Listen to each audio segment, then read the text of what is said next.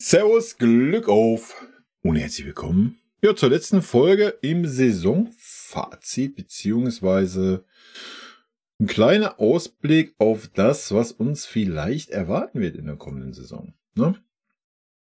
Haben wir ein paar Sachen kritisiert jetzt in den letzten Videos und ja, gibt wieder einige, die sagen, viel zu negativ und so weiter. Mit Sicherheit gibt es die, was auch völlig okay ist, Leute. Ne? Man muss meine Meinung nicht teilen. Ich werde auch nicht müde, das zu wiederholen. Es muss sich auch niemand angegriffen fühlen von meiner Meinung. Ich möchte, indem ich meine Meinung sage, euch nicht vorschreiben, welche Meinung ihr haben sollt, dürft. Ihr könnt natürlich die komplett gegenseitige Meinung zu meiner haben. Das ist für mich völlig fein. Gut. Bevor ich einen kleinen Ausblick wage, wie immer, der Hinweis, Leute, wenn euch gefällt, was ihr seht, abonniert den Kanal. Damit unterstützt ihr das, was ich hier tue. Ja, und damit gehen wir mal rein. Sofern ich meine Stimme wiederfinde. Ja, wie ich es ja schon sagte in den einzelnen Videos, es wird wichtig sein, dass sich ein Karl-Heinz Rummenigge und Uli Hoeneß aus der Öffentlichkeit zurücknehmen, dass sie Max Eberl, Christoph Freund das Vertrauen schenken, die in Ruhe arbeiten lassen. Sollte das nicht passieren, ist es wichtig, dass das von Max Eberls Seite aus kommt. Das muss auch gar nicht öffentlich kommuniziert werden, sondern intern, dass er sich ein bisschen freischwimmt vom Uli. Genauso wichtig finde ich, dass die Leute nach außen hin sich zurückhalten. Ne? Herbert Hainer, Christian Dresen, Uli, Kalle, die sollten alle öffentlich nichts sagen, was sportliche Belange des FC Bayern anbelangt, sondern sollten dann auf Max Eberl oder Christoph Freund verweisen. Dann wären wir schon mal auf einem wichtigen, guten Weg, um wieder ein bisschen mehr Ruhe in unseren Verein zu bekommen. Und die Ruhe ist natürlich wichtig, weil es wird ein neuer Trainer kommen. So, wer das sein wird, steht noch nicht fest. Ja, wir haben jetzt wieder neue Namen, Pochettino oder wie man ihn genau ausspricht, der super erfahren ist. Wiedervereinigung mit Harry Kane, Blasewitz. I don't know, man wird das sehen, wer es am Ende des Tages wird. Fakt ist, wir müssen als Verein nach außen hin eine Einheit darbieten. Ja, die Person, die ich gerade genannt habe, müssen alle mit dem kommenden Trainer einverstanden sein. Es macht keinen Sinn, wenn einer nur leichte Zweifel hat, weil dann wird der gleich wieder, wenn dieser Trainer mal 3 Spiele verliert, gleich wieder reingehen und den in Frage stellen und dann gibt's wieder Diskussionen und das macht keinen Sinn. Du musst jetzt wirklich, ich meine, es kann nicht mehr schlimmer werden, wie es ist, oder? Wir sind jetzt in dieser Trainersuche seit Wochen, wir haben schon 20.000 Namen durch. Und dann ist es jetzt auch scheißegal. Dann such jetzt bitte einen Trainer, wo alle 4 Herren sagen, jawohl, Chaka, wir gehen mit. Ja, so dass man das Problem schon mal nicht mehr hat, was man jetzt so bei den letzten Trainern immer wieder hatte. Ne, bei dem einen war es der Uli, beim anderen war es der Kalle, der was dagegen hatte. Auch wo sie noch Trainer waren bei uns schon, ja. Und von daher ist es wichtig, dass der jetzt allen genügt. So. Dass dann mal Ruhe einkehrt. Und dass dann der Verein sich auch mal in Person dann von Max Eberl oder auch Christoph Freund ganz klar vor den Trainer stellen. Auch in Bezug auf die Mannschaft. Ja. Wo wir jetzt gleich zu kommen. Es muss ein Umbruch her. Keine Frage. Sollte man aber 1 oder 2 von diesen Spielern behalten. Ich meine, Thomas Müller, Manuel Neuer werden da bleiben. Weil der läuft der Vertrag aus. Die werden ihre Karriere vielleicht beenden oder auch nicht. Wichtig ist, egal welcher Spieler das dann ist, diesen Spieler ganz klar in die Schranken zu weisen intern. Sollte da nur ein kleiner Furz aufkommen, wie, ach, der Trainer trainiert nicht hart genug. Ach, ja, die Taktik können wir nicht. Ach, das und dies. Da muss gleich der Hammer intern kommen und sagen, passt dir das nicht? Kein Problem. Wir können dich gerne in die 2. Mannschaft versetzen oder du setzt dich auf die Tribüne. Oder du suchst dir in der Winterpause einen neuen Verein. Feierabend. Mehr muss man nicht mehr diskutieren. Ne? Dieser ganze Kader hat so viel Macht über die letzten Jahre angesammelt, weil der Verein sie immer nur gepudert hat und nie mal einen Dämpfer gegeben hat. Sich nie hinter den Trainer gestellt hat, dass sie so verwöhnt sind und sich alles rausnehmen können. Davon müssen wir jetzt aber Cut, schlagartig von weg. Ja? Und damit sind wir auch da beim Umbruch. Deswegen ist ein Umbruch so wichtig. Spieler, wie? Ihr könnt euch, ich habe das Saisonfazit euch reingezogen habt. Kimmich, Goretzka, Gnabry, Sané müssen definitiv weg. Ja, Koman, Minjay, Upa, Mazraoui sind alle Spieler. Davis muss definitiv weg. Die anderen 4 Spieler sind Spieler, wo es auf der Kippe ist. Ja, da sind wir bei 7, 8 Spielern, die weg können, ja, oder weg müssen, um einen Umbruch zu haben. Ja. Da geht es noch nicht mal nur ums Alter, sondern einfach auch um Strukturen in dieser Mannschaft, um Führungsstrukturen. Und dazu muss ein Neuer die Kapitänsbinde abgeben. Ein Müller und Neuer müssen sich einfach mal zurücknehmen, müssen jetzt mal die anderen machen lassen. Die können noch unterstützend ein Jahr da sein, ist doch das Perfekte. Ja, die beiden können den Übergang gewährleisten. Sowohl Neuer im Tor, wie auch führungstechnisch. Ja. Sie können sich doch einfach mal zurücknehmen und sagen, wir gehen in die 4. Reihe, führungstechnisch. Lasst mal die neuen Spieler ran, neuer Kapitän. Wir sind da.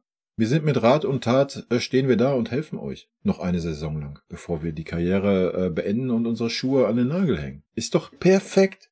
Ja. Ist doch perfekt, um einen super geilen Übergang zu schaffen. Die Frage ist, ob beide Spieler die Größe haben oder ob sie beide so machthungrig sind, wie sie den Eindruck teilweise nach außen machen. Ja, das wird sehr interessant zu sehen sein, nächste Saison. Es wird auch interessant zu sehen sein, ob ein neuer Trainer die Eier hat und sagt, nee, wir reißen die Strukturen hier mal auf. Es wird ein ganz anderer neuer Kapitän, wie ein Harry Kane, wie ein De Ligt. Ja, mal gucken. Das wäre auch ein Zeichen für einen Neuanfang. Auch wenn dann der ein oder andere gestandene Spieler noch da bleibt, der eigentlich hätte weg sein müssen. Ja? Dass man gleich mal ein Zeichen setzt. Das wird wichtig sein. So, also, was ist der Ausblick auf die neue Saison? Wir brauchen diese Einheit wieder. Das ist nämlich auch so ein Teil dieses Mir-Samir-Gefühls, meiner Meinung nach.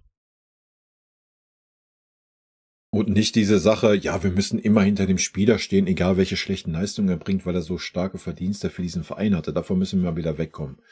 Das hat nichts mit Mir-Samir zu tun. Mir-Samir hat damit zu tun, dass man hinter dem Spieler steht, wenn er eine schwierige Phase hat, wenn er Probleme hat.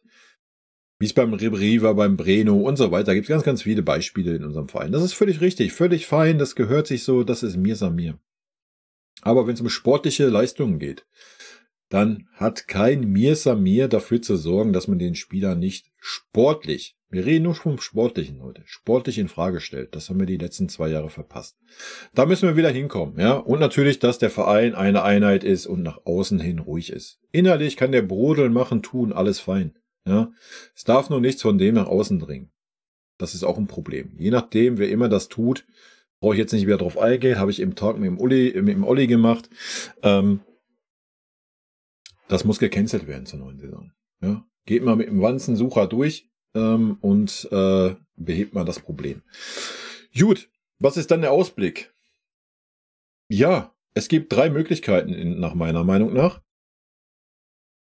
Möglichkeit 1, wir ballern den Umbruch durch mit einem starken Trainer, starken erfahrenen Trainer, wie jetzt Pochettino, wie er heißt, irgendwer anders, wer erfahren ist, der stark ist, der Bock hat auf so eine Aufgabe, der aber auch zu der Philosophie passt, die wir haben. Und wir ballern den Umbruchknaller durch, indem wir gerade die genannten Spieler abgeben, neue, frische Spieler dazu holen. Wir haben eine Achse stehen. Ja, wir haben eine Achse stehen ohne diese Spieler. Manuel Neuer, weiß ich nicht, könnte man auch in Frage stellen, habe ich ja auch schon gesagt.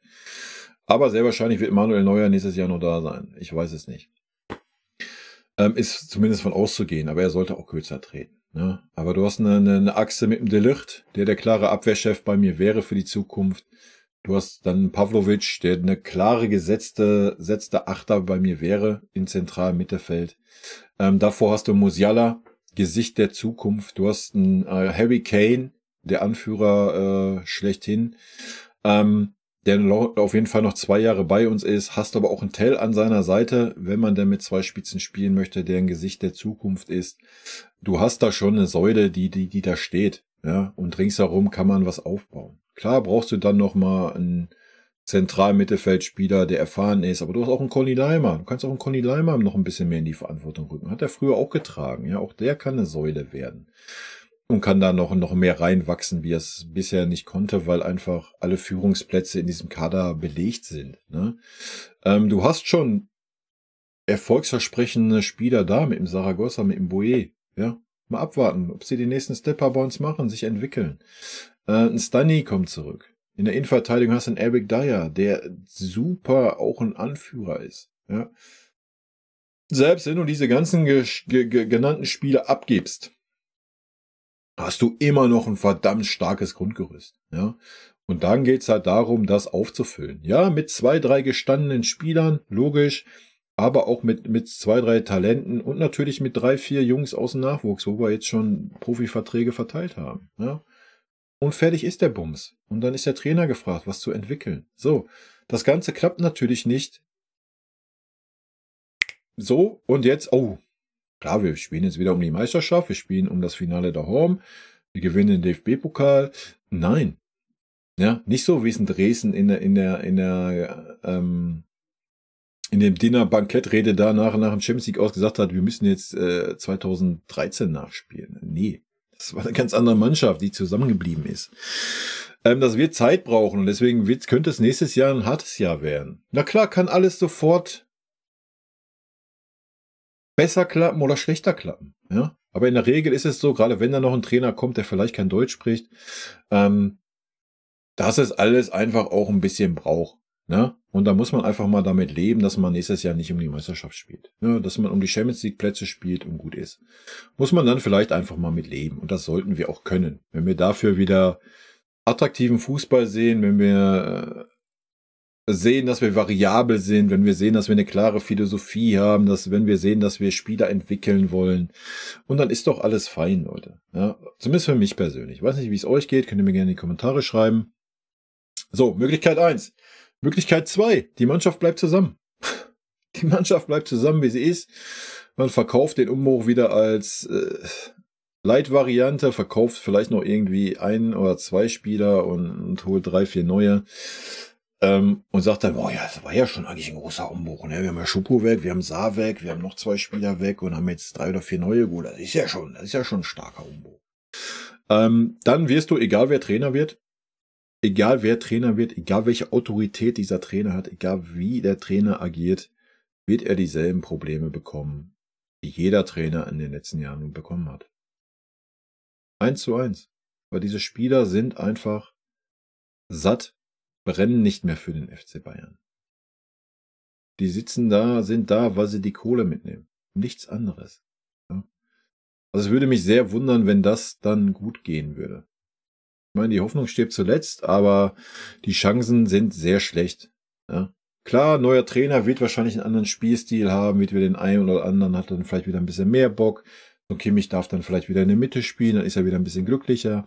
Aber es ändert dann ja nichts an den Problemen, die wir haben. So ein Kimmich wird auch weiterhin die Rolle nicht ausfüllen können, dass er ein defensiver Sechser ist. Ja, das geht ja, das ist ja nicht. Ja, Punkt. Ganz einfache Kiste.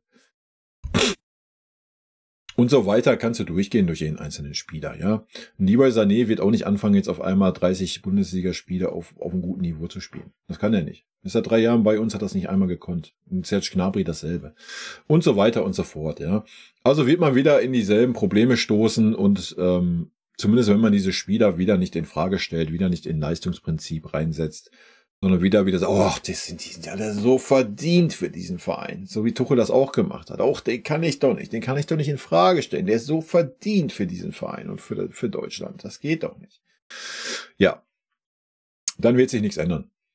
Punkt. Ja, dazu kommt dann noch, dass diese Spieler einfach so viel Macht haben, weil sie so lange im Verein sind und so viel mit ihrer Art und Weise beeinflussen können. Deswegen ist es super wichtig, dass diese Spieler einfach den Verein verlassen.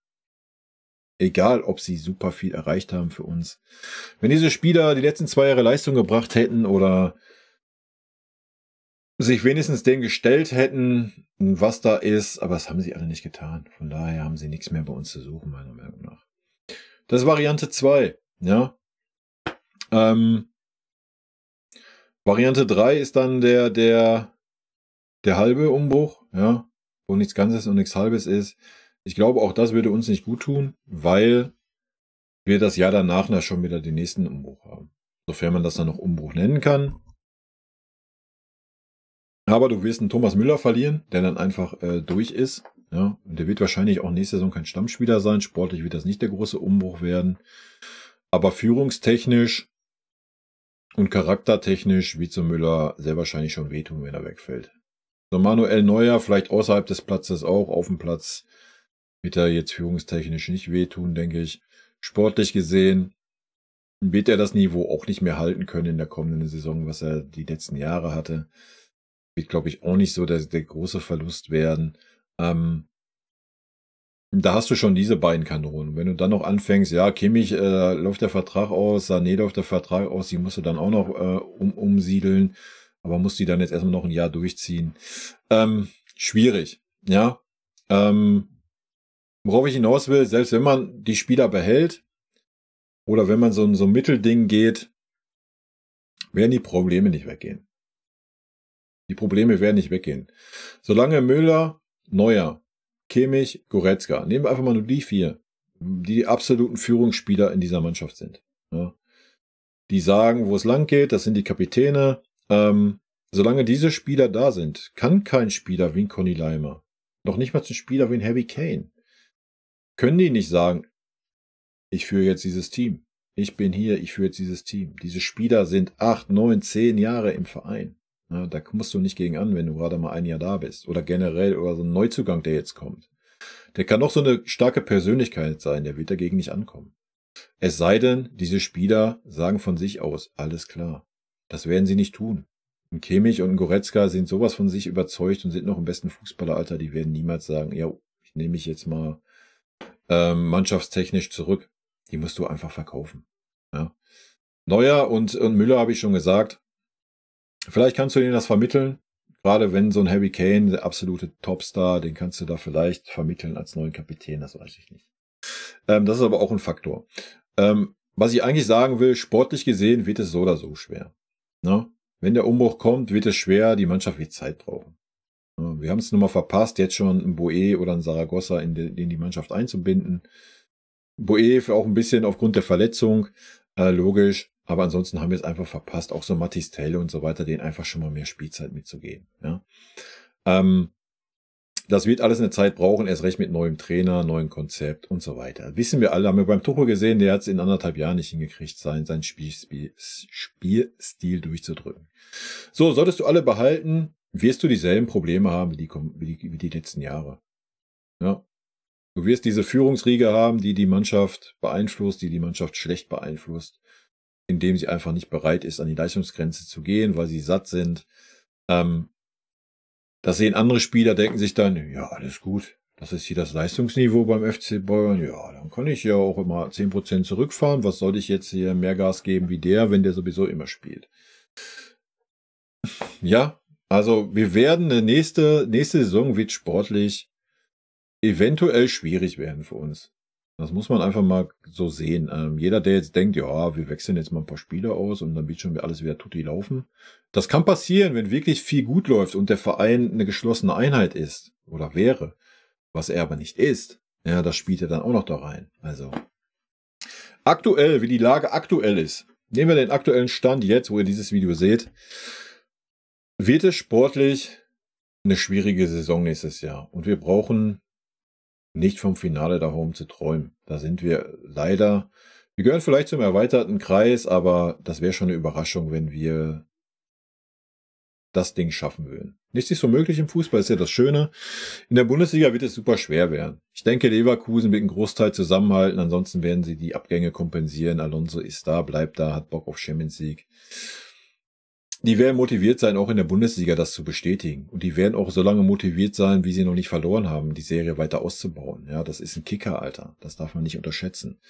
Leipzig entwickelt sich jedes Jahr besser. Ja. Wenn sie den Trainer halten, auch der ist dann mal ein bisschen länger da, dann geht da auch wieder was. Auch noch mal ein bisschen weiter nach oben. Stuttgart muss man mal abwarten. Ne, was die an Verluste der Spieler haben, wie sie das kompensieren können. Aber die spielen Champions League, die können auch ein bisschen mehr Geld in die Hand nehmen. Und Uli Hoeneß hat